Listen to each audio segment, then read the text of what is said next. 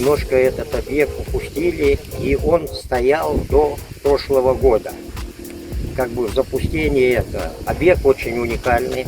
Вот даже простояв 20 лет, здесь после этого в прошлом году Институт сейсмического строительства провел здесь анализ, это все исследование, и дал заключение в том, что объект находится в отличном состоянии.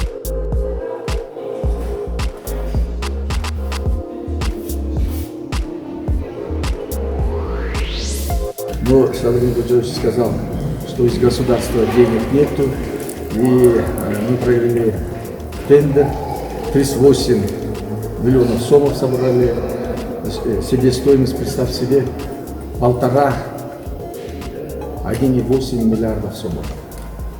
38 это капля.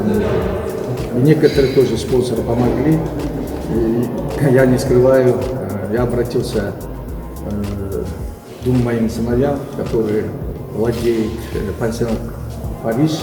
Они продали коттеджи,